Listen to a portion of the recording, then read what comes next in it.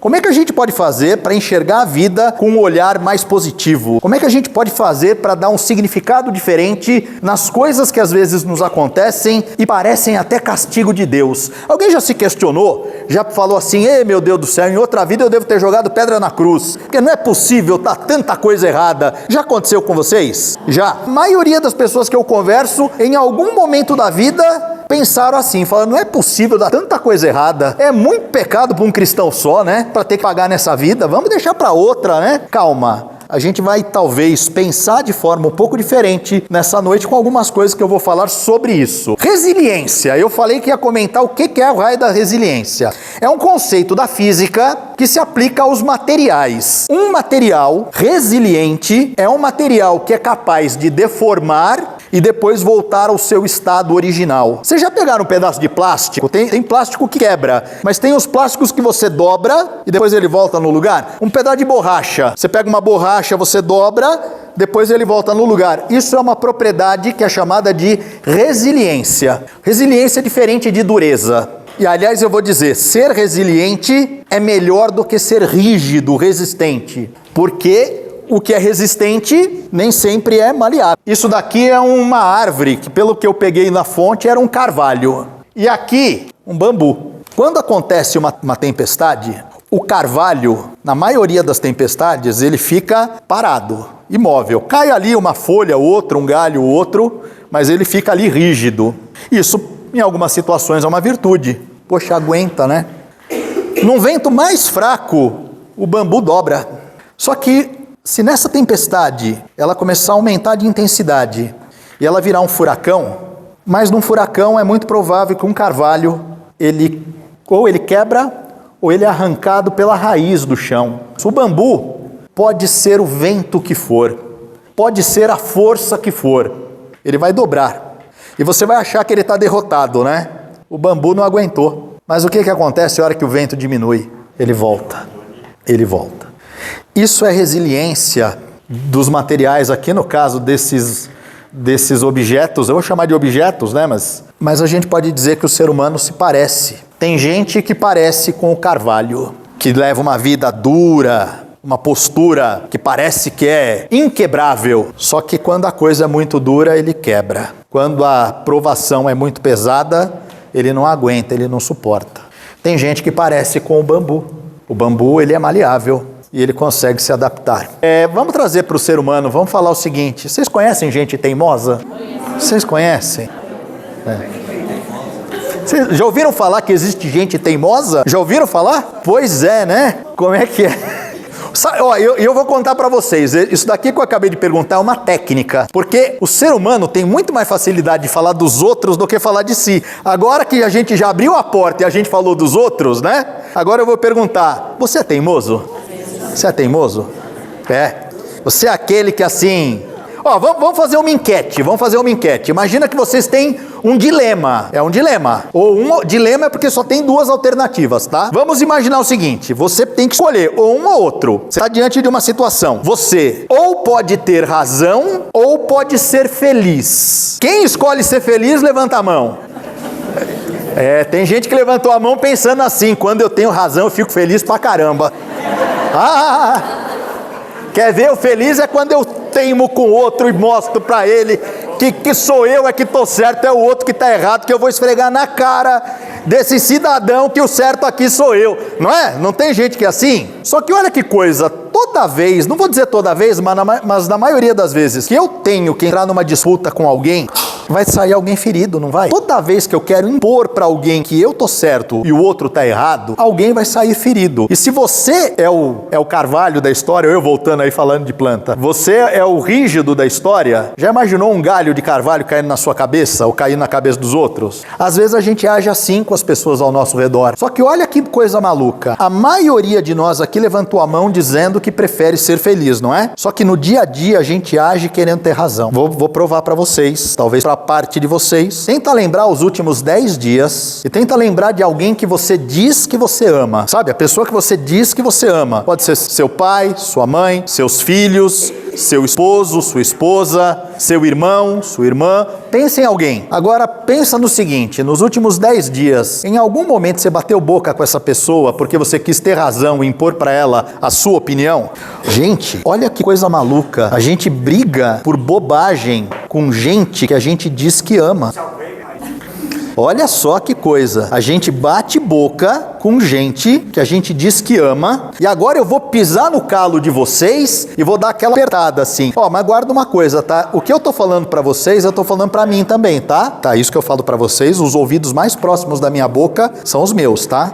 Guarda uma coisa, a gente às vezes passa uma vida inteira brigando com as pessoas, querendo impor pra elas a nossa opinião, a nossa vontade, e depois quando as pessoas partem, porque todo mundo um dia vai partir, depois que as pessoas partem, aí a gente fica com remorso, a gente fica com aquela dor no coração, e aí a gente vem na casa espírita procurar mensagem. É importante a gente pensar nisso. Aproveite cada momento que você tem com quem está do seu lado. Você não sabe quando será a última vez que você dirá para a pessoa que você ama, eu te amo. Então, em vez da gente perder tempo com picuinha, com mesquinharia, com bobagem, sabe, aquelas brigas bobas do tipo, quem foi que esqueceu a porta da geladeira aberta? Quem foi que jogou a toalha no chão? Eu não estou dizendo que isso é agradável, tá? Eu não estou dizendo que é agradável. Mas lembra de uma coisa, aproveite cada momento para viver uma vida de amor, de aceitação. Ah, Rogério, mas eu não aguento, é todo dia. Então converse.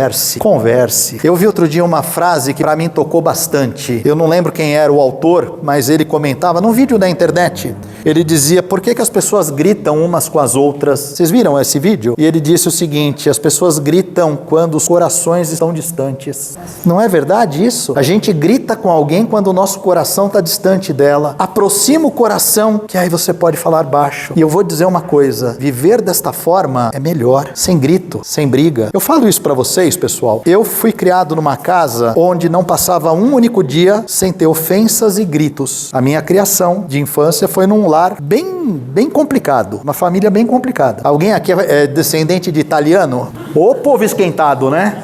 Ô povo esquentado, meu Deus do céu. Mas vou dizer um negócio, alguém aqui é descendente de espanhol? Também não tá longe, né? E português? Aí lascou. Quer dizer, pega todo mundo aqui. Mas assim, era uma família bem complicada, uma família que não sabia o controle do volume. Então, muito grito, muita ofensa. E o problema é que o seguinte, as pessoas partem, as pessoas vão embora. Algumas vão embora sem precisar morrer. Algumas simplesmente viram as costas e vão embora. Outros vão embora em definitivo dessa vida, porque realmente todo mundo vem na Terra com uma missão. Qual que é a missão de cada um de nós? Vocês sabem? Eu sei a missão de cada um de vocês. Vocês sabem qual que é? É uma delas, boa. O Denis disse ser feliz. Oi? E ter razão. Ó, ela tá teimando ainda, hein? Ó, e ter razão.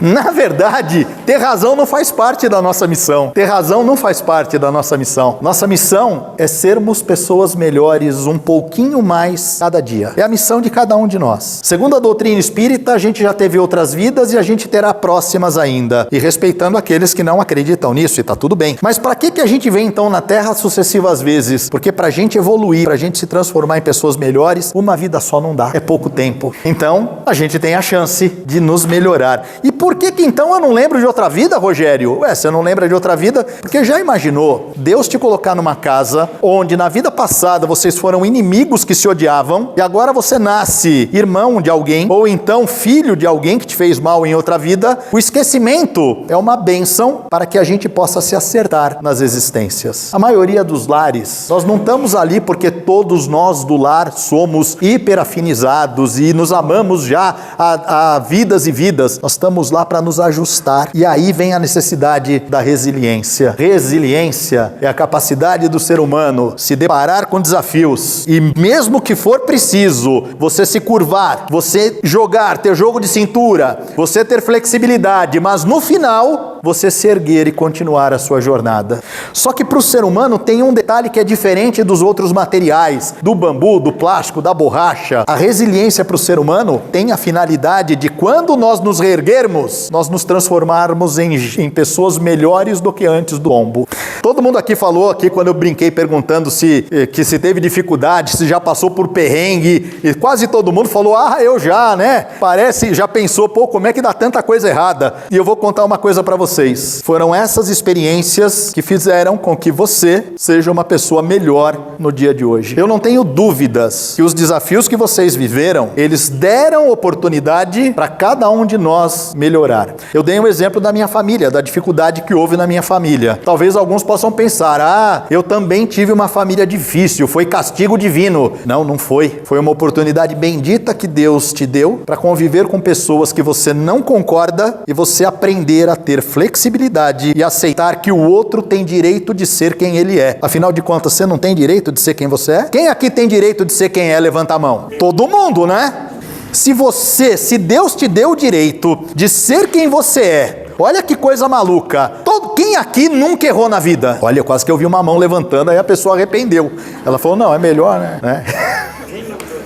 Todo mundo errou em algum momento, certo? Todo mundo errou, certo? E Deus nos ama mesmo assim. E Deus nos dá a oportunidade todos os dias da gente recomeçar. Mesmo a gente talvez tendo feito coisas, e todo mundo tem isso que eu vou falar, tá? Todo mundo tem um lado mais escurinho ali, mais camuflado, de coisas que a gente já fez, já falou e já pensou, que a gente se arrepende, a gente se envergonha.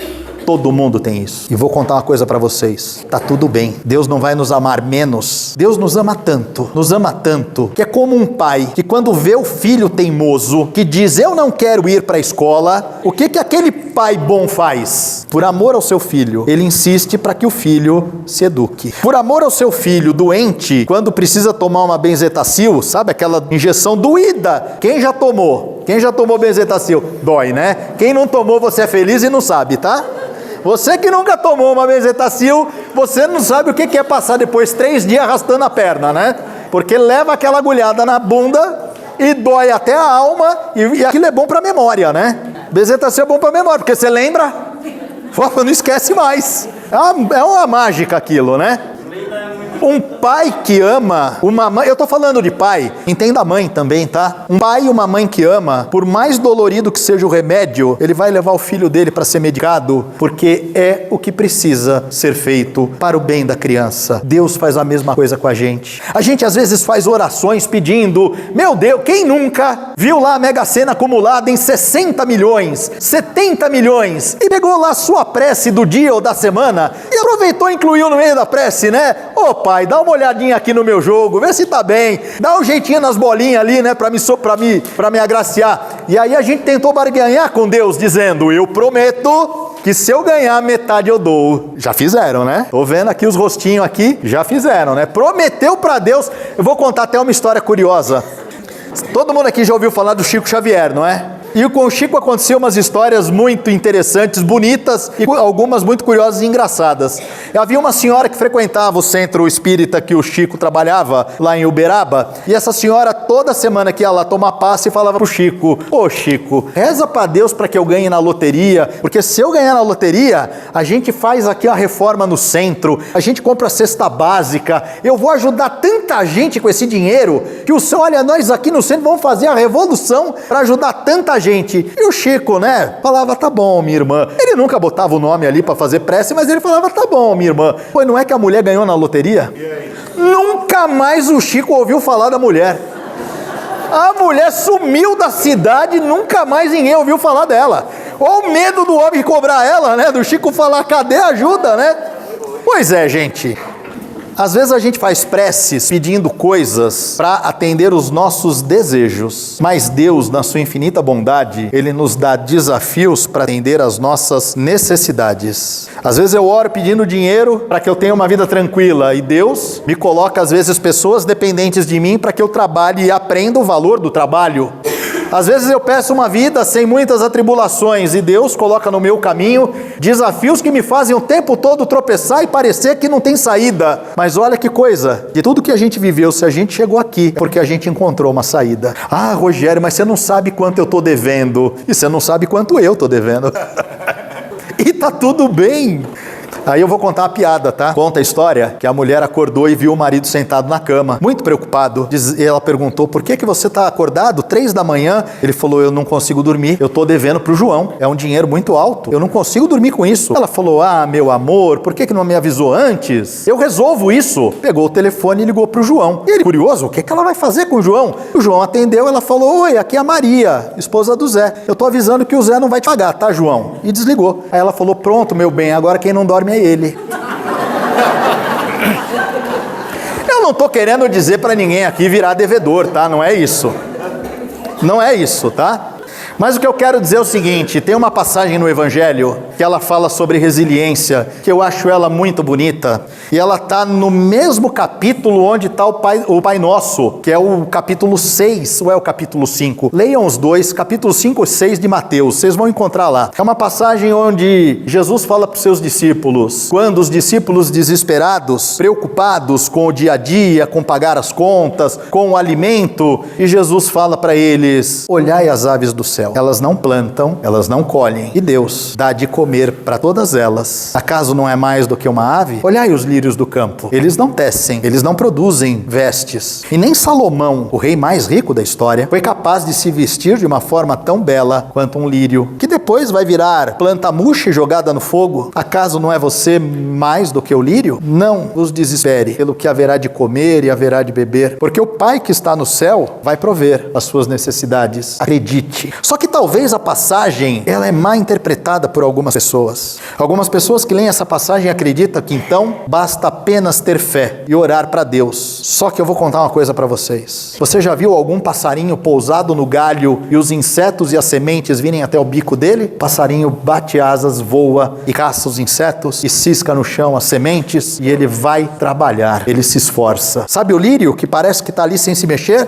Você já viu o tamanho da raiz do lírio? Tentando vencer a sequidão do solo, brigando contra a terra, para encontrar lá no fundo nutrientes e água. A lição do Evangelho está te dizendo o seguinte, acredite em Deus, mas acorda cedo e vai fazer o que precisa ser feito. Eu ouvi uma vez um pastor, eu gosto de ouvir outras religiões, eu gosto de estudar outras religiões. E certa vez, é um pastor inclusive polêmico, o pastor Silas Malafaia. Tem muita gente que não gosta dele. Mas eu vou contar uma coisa para você, até as pessoas polêmicas a gente aprende alguma coisa com elas. E ele falou uma frase, eu gosto de dar crédito às pessoas, tá? Eu gosto de contar aonde eu ouvi. Ele falou uma coisa uma vez que eu peguei para mim. Ele disse certa vez, Deus não move uma palha para fazer coisas que é sua responsabilidade. Ele estará lá para te apoiar. O que é que ele vai te dar? Força, disposição. Gente do teu lado, que às vezes a gente esquece de valorizar. Lembra do bambu? O bambu é mais forte quando ele tá no feixo, né? Aí é que ele mexe, todo feixo dobra ali, tem jogo de cintura, mas ele não quebra. Às vezes a gente esquece de valorizar as pessoas que estão na jornada com a gente. Às vezes a gente esquece de chegar para pessoas que muitas vezes a gente julga como chatos, como difíceis, mas ele tá lá do teu lado. Talvez ele não consiga dar as palavras que você gostaria de ouvir, mas ele dá aquilo que ele tem. Eu dei o exemplo da minha família. Meu pai e minha mãe fizeram o melhor que podiam fazer, porque foi isso que eles aprenderam da vida. A vida deles foi muito mais sofrida do que a minha. Então como é que eu posso exigir de alguém que não teve oportunidade de aprender a fazer melhor? Cada um dá aquilo que tem, cada um dá aquilo que pode. Criar expectativa em relação ao outro, achando que o outro tinha que ser certo, que o outro tinha que fazer, isso é fórmula para frustração e para mágoa. Quanto mais eu espero do outro, mais eu me frustro. Aqui eu não estou falando aqui para a gente deixar de acreditar no outro. Eu só estou falando, não crie expectativas que o outro não possa atingir. As pessoas são o que são e as pessoas dão aquilo que podem dar. Mas ainda assim tem gente que pode dar muito pouco, mas ela está do teu lado, ela está ali presente. Então vale a pena dizer para essas pessoas, vez ou outra, obrigado, porque outras pessoas foram embora. Outras pessoas na história da nossa vida, quando nós caímos, nos abandonaram. E de novo eu digo, tá tudo bem, cada um dá aquilo que pode dar. Ninguém consegue entregar desejar mais do que tem. Tudo bem. Mas o importante, de novo, que se a gente chegou no dia que nós estamos aqui, é porque nós tivemos resiliência, capacidade de superar os desafios. Tá vendo essa foto aqui? Vocês sabem quem é esse? A foto está em preto e branco, é difícil de ver. Vocês ouviram falar no Almir Klink? Almir Klink é um brasileiro, apesar do nome diferente, é um brasileiro, que ele fez um feito. Você viu meu óculos? Eu tô brincando com vocês, mas eu não tô enxergando o rosto de ninguém aqui, tá? Eu tô só na brinca dizendo que eu vi e tal, mas não vi nada. Talvez eu tenha deixado lá dentro. Ah, não faz diferença, eu não enxergo, não. O óculos quebra um galho. Eu vou contar uma coisa pra vocês. Eu passei por um transplante de córnea faz hoje 25 dias. Obrigado. Ah, para ver a imagem? Ah, não vai fazer diferença não, pode deixar. Eu só coloquei a imagem do Almir Klink para contar o seguinte. Agora eu consigo ver as horas ali, quanto tempo falta. Para contar o seguinte. Isso há mais de 20 anos, ele fez um barco a remo, um barquinho a remo, e ele decidiu que ele ia sair do Brasil e chegar na África, remando. Vocês sabem qual que é a distância? Ele remou mais de 2.000 quilômetros. Gente, é coisa pra caramba. Isso é resiliência. A resiliência, ela vem na vida das pessoas quando há uma coisa chamada propósito. Já ouviram? Esperança faz parte, tá certo? Mas propósito, já ouviram falar em propósito? Então eu vou contar duas histórias breves aqui. A primeira história é de um médico austríaco chamado Viktor Frankl. Viktor Frankl viveu na Áustria e ele era psiquiatra. Ele cuidava do manicômio em Viena. E isso que eu tô contando para vocês por volta do ano 1935, 1940. Para quem é ligado em história, sabe o que aconteceu em 1939? Aliás, 38. 1938, a Alemanha nazista invadiu a Áustria e anexou a Áustria. Adolf Hitler começa a fazer o programa de eugenia, eu vou traduzir, extermínio dos judeus pela Áustria. Viktor Frankl era judeu. Mesmo sendo médico, mesmo sendo uma pessoa importante para a sociedade austríaca, ele e toda a família, junto com outros milhares e milhares de judeus, eles foram presos, colocados primeiro num gueto. O gueto era um lugar horrível, onde eles passavam muitas privações, e depois mandados para os campos de concentração. A família inteira de Viktor Frankl foi morta, inclusive a sua esposa, que estava grávida. Ele só descobriu quando ele foi liberto. 4 anos depois, pesando 30 quilos, à beira de morte, por inanição. Ele só descobriu da morte de toda a família quando ele saiu. Dentro dos campos de concentração, Viktor Frankl começou a estudar, através da observação, por que as pessoas lutavam para sobreviver, se era quase certeza que todo mundo ia ser morto. Todo dia, centenas de judeus eram mortos, assassinados, fuzilados, em câmeras de gás e depois jogados em fornos para serem queimados. E ele via isso o dia todo e ele ficava se questionando por que as pessoas continuam lutando para viver. E ele conseguiu identificar, como psiquiatra, que as pessoas que lutavam pela vida, elas possuíam um negócio que ele chamou de propósito de vida. Propósito de vida é quando você tem, nesse contexto, um desejo de ajudar os outros maior até do que o desejo de se ajudar. Ele concluiu, por observação, que pessoas que tinham o desejo de ajudar, por exemplo, ele entrevistava as pessoas e perguntavam: o que te faz continuar lutando pela vida? E ele ouvia depoimentos do tipo: meus filhos fugiram para os Estados Unidos. Eu quero encontrar meus filhos e abraçá-los, porque eu quero tranquilizá-los. Veja, um propósito focado nos filhos. Ou então ele ouvia de outra pessoa, ele ouviu coisas do tipo: eu quero voltar para minha cidade que foi destruída. Eu quero reconstruir as casas para que as pessoas tenham onde morar. Ele ouviu de propósitos do tipo: na minha cidade, todos os homens e mulheres foram mortos e as crianças fugiram para as florestas. Eu quero adotar essas crianças, eu quero cuidar delas. Eu quero ser o pai que eles não tiveram. Ele descobriu que pessoas que tinham um firme propósito de ajudar os outros encontravam forças onde não havia mais da onde tirar. Resiliência em nós aumenta quando nós temos um propósito.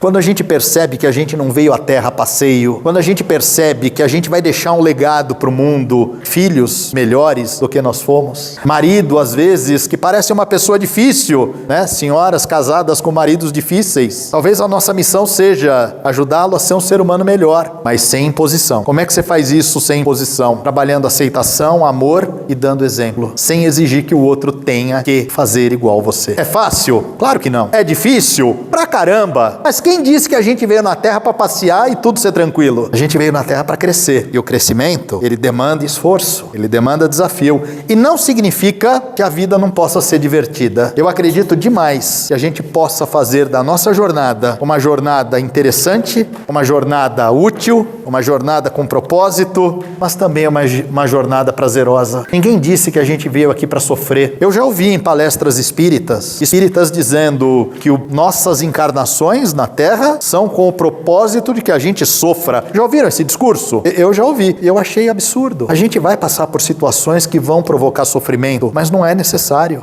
Jesus fala no seu evangelho, as desgraças são misters de acontecer. Mister significa, são fundamentais que aconteçam. As desgraças vão acontecer, mas ai daquele que provoca a desgraça. Não é nosso papel provocar desgraça na vida de ninguém, não é nosso papel buscar vingança por os problemas que nós tivemos. Os problemas vão acontecer. Eu coloquei aqui um slide. Eu coloquei aqui um slide que ele fala sobre o que é preciso para a gente desenvolver resiliência, força mental. E aí eu vou te perguntar, você deixa os outros tirar a sua paz? Quem aqui costuma ficar nervoso com os outros? Com os outros. No trânsito, alguém passou... Gente, eu tô falando pra mim, tá? Eu tô me incluindo nessa história, tá? Eu tenho que buscar muita paz no trânsito, porque o trânsito é uma coisa que me irrita. Mas, por que eu perguntei se os outros te irritam? Toda vez que uma pessoa consegue mexer com o teu estado emocional, você deu pra ele o poder de controlar a sua vida. Toda vez que alguém, o meu chefe, eu morro de raiva do meu chefe, você deu o direito dele controlar a sua vida. Você vai embora para casa, você fica lembrando, eu dei o exemplo do chefe, pode ser qualquer pessoa, tá? Não vamos demonizar o chefe, tá? Vamos imaginar aqui qualquer pessoa do trabalho, da rua, teu vizinho, você deu um poder para essa pessoa que só você pode tirar. Pare de se incomodar com os outros. Mas ele faz para me irritar. Ignore. Mas eu não suporto mais. Mude-se. Saia de lá. Mas eu tenho que brigar. Legal, você acabou de dar o poder para ele de controlar a sua vida. Poder mental, determinação. E eu vou contar um negócio. Eu perguntei para vocês quem era teimoso, não perguntei? Guarda uma coisa, gente. Teimosia não tem nada a ver com resiliência. Qual que é a diferença de teimoso para o resiliente? Os dois têm uma coisa em comum. Os dois têm determinação. Querem muito uma coisa. Mas o teimoso, ele briga para fazer do jeito dele, mesmo quando ele está errado. E ele quer provar para os outros. Ele quer ter razão, em vez de ser feliz. O resiliente, ele é flexível. Deu errado, ele tenta de novo, de outra forma. Deu errado, ele ouve as pessoas e tem humildade para falar: onde foi que eu errei? Me ensina a fazer direito, porque do meu jeito deu errado. E para isso depende de humildade. Gente, até um relógio quebrado tá certo 2 vezes durante o dia, não é?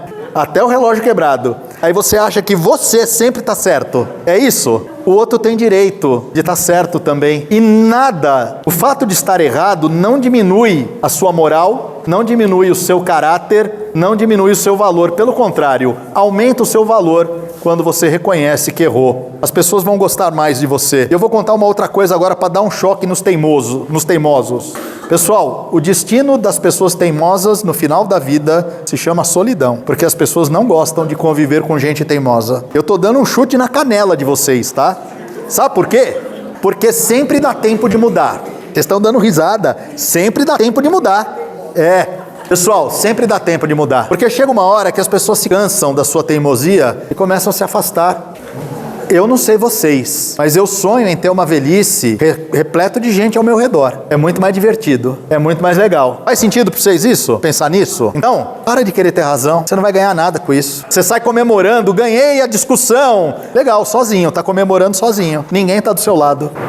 Olha como é importante pensar nisso. Flexibilidade para mudar, aceite mudanças, autoconfiança, visão do presente e do futuro. Toda decisão que eu tomo agora tem um impacto no meu futuro. Gente madura, antes de falar e antes de agir, se cala, pensa, o que eu vou falar, o que eu vou fazer, vai gerar o que no futuro? Porque tudo que você faz, não dá para desfazer. Se eu falar e se eu fazer, quanto vai impactar outra pessoa? Quanto vai magoar, machucar? Qual o resultado no futuro, na vida dela e na minha? Gente madura, pensa nas suas ações a longo prazo, no resultado daquilo que fará e no impacto que terá na sua vida e na vida dos outros. O que mais? Autocontrole, otimismo, bom humor e fé. Sabe por que é importante ter bom humor? A gente tem que aprender a dar risada dos nossos fracassos. A gente tem que aprender a dar risada dos nossos fracassos. Tá tudo bem errar, gente. No Evangelho do Cristo, tem uma passagem que Jesus estava escrevendo no chão e de repente os judeus trouxeram uma mulher adúltera. E para quem não sabe, primeiro, Jesus era judeu, tá? Jesus não era cristão. Sabiam disso? O cristianismo foi criado depois, né? Em cima do que ele falou. Então Jesus era judeu. Ele era um rabi, como se fosse um padre judeu. E ele estava lá escrevendo no chão, então vieram os outros judeus com uma mulher adúltera. No Velho Testamento, lá no comecinho do Velho Testamento, em Gênesis e Êxodos, eu não lembro exatamente qual a passagem, está dizendo que uma mulher adúltera tem que ser apedrejada até a morte, em praça pública. Sabiam disso? Pois é, trouxeram lá para a mulher para Jesus e falaram, e aí? A mulher adulterou, cada um com uma pedra na mão. E aí conta que Jesus olhou no olho deles e falou, aquele que nunca errou, que atire a primeira pedra. E conta no Evangelho, um a um foram largando as pedras, indo embora do lugar. E Jesus olhou para a mulher e falou, cadê teus acusadores? Ela falou, foram embora. E ele disse, se eles não te condenaram, eu também não condeno. E aí ele faz uma observação interessante, vai, não erres mais. A gente sempre vai ter a chance de reparar os erros. Resiliência, levanta e repara o erro. Levanta e não erra mais, você já errou uma vez, tá bom. A cota de bobagem é uma por problema. A gente pode errar uma vez, errar duas vezes, gente, é falta de inteligência. É falta de inteligência. Tenha fé, acredite. Fizeram uma experiência com ratos. É um experimento comportamental. E quando a gente faz experimento comportamental com ratos, os ratos têm alguns comportamentos que são semelhantes ao ser humano. Pegaram esses ratos e colocaram dentro de uma bacia com água. O experimento é cruel, tá? Mas eu vou contar ele para vocês. E esperaram os ratos se afogarem. E contaram quanto tempo os ratos brigavam para sobreviver numa bacia que não tinha borda. A média de tempo é de 15 minutos para um rato se afogar numa bacia que não tem borda, onde ele não pode... Aí sabe o que o pesquisador fez? Uma outra leva de ratos, quando começou a dar 14 minutos, que a maioria dos ratos começaram a dar sinais que iam morrer afogado, eles tiravam o rato d'água, o rato pegava um fôlego e eles jogavam de novo na água. Esses ratos que foram resgatados uma vez, eles chegavam a lutar pela vida depois desse primeiro resgate por até 15 horas. Sabe o que o experimento quer dizer? A conclusão dos psicólogos? Fé e esperança. Quando os ratos eram resgatados uma vez, o sistema nervoso deles registrava que em algum momento alguém podia salvá-los. Então eles continuavam nadando, acreditando que alguém poderia salvá-los de novo. E aí eu vou dizer um negócio, gente. Nunca tire a esperança de alguém que só sobrou a esperança para eles.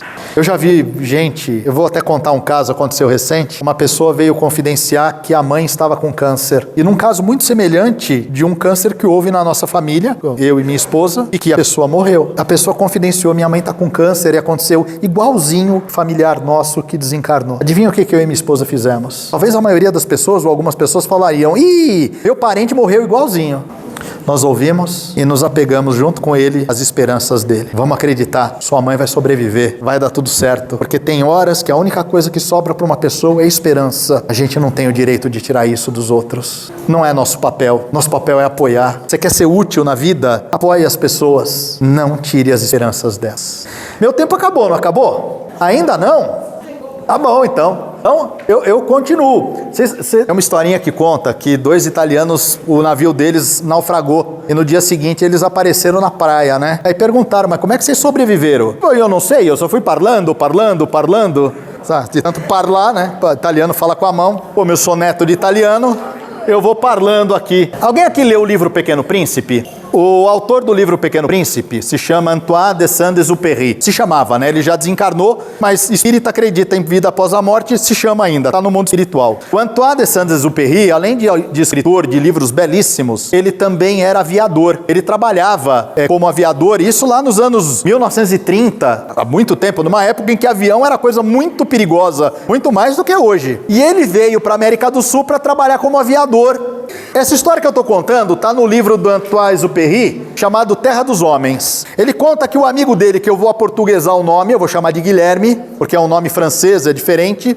O Guilherme estava fazendo um voo entre o Chile e a Argentina, levando correspondência. Ele trabalhava para os Correios. E o avião dele caiu, bateu no alto de uma montanha, numa altura de 4.000 metros, num frio de 20 negativo. E o Guilherme sobreviveu lá no alto da montanha. Só que ele olhou para os lados e falou, não tem como, eu vou morrer. Você já se imaginou no alto de uma montanha de 4.000 metros, a 20 graus negativos, sem ter equipamento para conseguir descer dessa montanha? Foi o que aconteceu com ele. Ele deitou entre as cartas, se cobriu com elas e pensou consigo: eu vou morrer em paz, porque graças a Deus a minha família tem seguro de vida, eu fiz um seguro no meu nome, eles vão receber uma bolada e vão ficar bem, graças a Deus. Conta que ele passou um dia inteiro aguardando a morte, deitado, achando que o frio ia fazer o efeito. E ele lembrou de uma linha do contrato do seguro que dizia: o seguro só será pago quando o corpo for encontrado.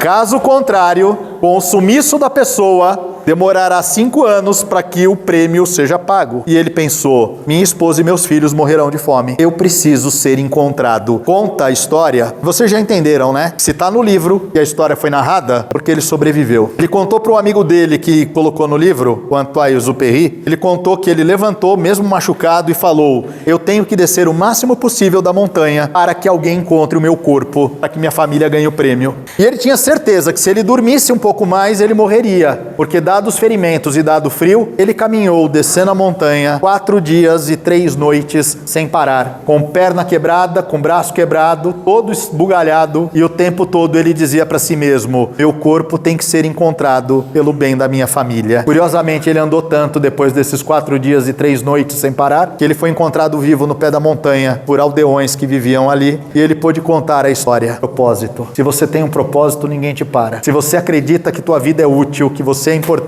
ninguém te para. E eu quero encerrar o meu bate-papo aqui fazendo uma prece, pode ser?